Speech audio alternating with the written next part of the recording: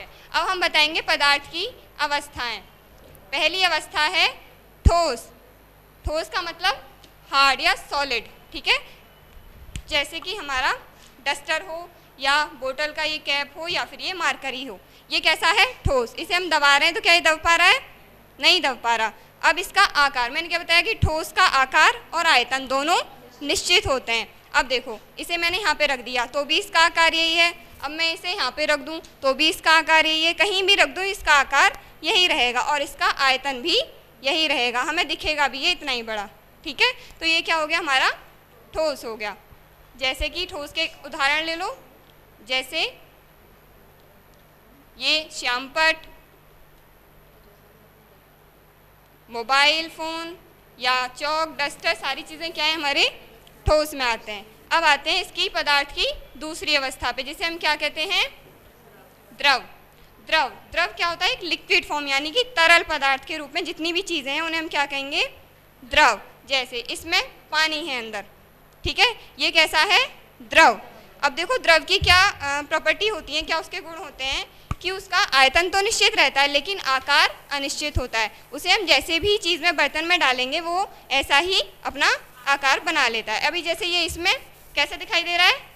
जैसी बोतल की शेप है, जैसे बोतल का आकार है वैसा ही वो दिखाई दे रहा है। अभी इसे अगर मैं कटोरी में डाल दूँ या किसी और चीज़ में डाल दूँ तो वो उसमें उसी का आकार ले लेगा, या सिलेंडर में डाल दूँ तो भी वो उसी का आकार ले लेगा। तो इसका क्या हो गया? निश्चित आकार नहीं है लेकिन आयतन निश्चित है। अगर ये 10 ml पानी है तो 10 ml ही रहेगा, चाहे मैं इसे कहीं भी रख दूँ, चाहे इसमें रख दूँ, चाहे किसी कटोरी में रख दूँ, ठीक है।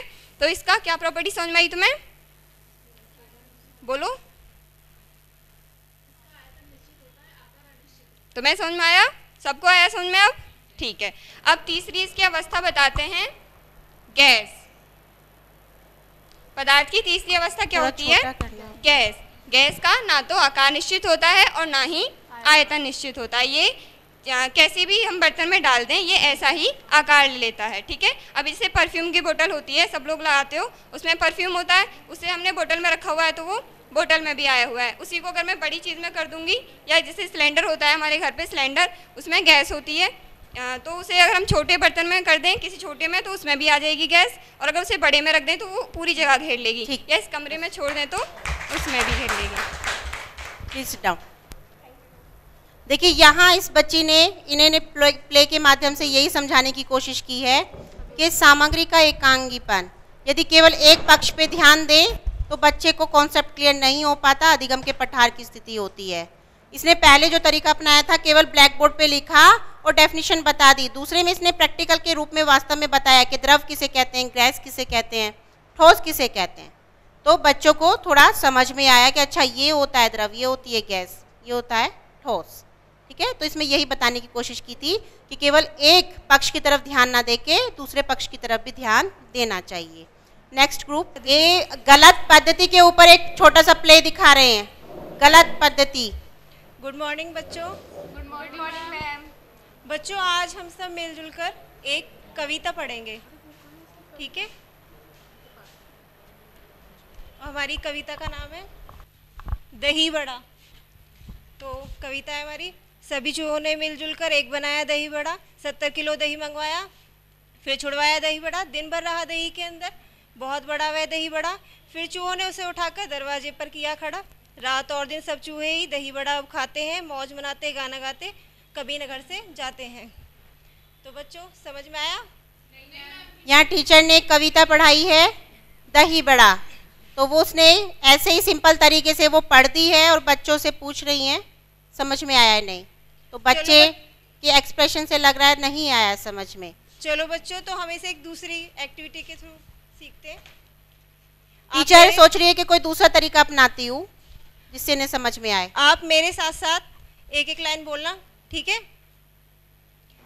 सभी चूहों ने मिलजुल कर एक बनाया दही बड़ा, एक बनाया दही बड़ा, 70 किलो दही मंगवाया, 70 किलो दही मंगवाया, फिर छुड़वाया दही बड़ा, फिर छुड़वाया दही बड़ा, दिन भर रहा दही के अंदर, दिन भर रहा दही के अंदर, बहुत बड़ा वह दही बड़ा, बहुत बड़ा वह दही बड़ा, फिर चूहों ने उसे उठाकर फिर चूहों ने उसे उठाकर दरवाजे किया खड़ा, दरवाजे पर किया खड़ा। सभी चूहे रात दिन अब, सभी चूहे रात दिन अब, दही बड़ा अब खाते हैं, दही बड़ा अब खाते हैं। मौज मनाते गाना गाते, मौज मनाते गाना गाते, कभी न घर से जाते हैं। कभी न घर से जाते हैं। अब आई होगी आपको समझ में?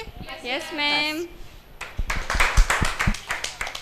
देखिए यहाँ आपने देखा कि टीचर ने एक सिंपल तरीके से एक कविता पढ़ दी थी, बच्चे नीरस से बैठे थे, लेकिन जहाँ उन्होंने एक्शन के माध्यम से थोड़ा करना शुरू किया, खुद भी किया, बच्चों को भी कराया, तो बच्चों को बड़ा इंटरेस्ट आया और बच्चों के चेहरे पे खुशी भी दिखाई दी।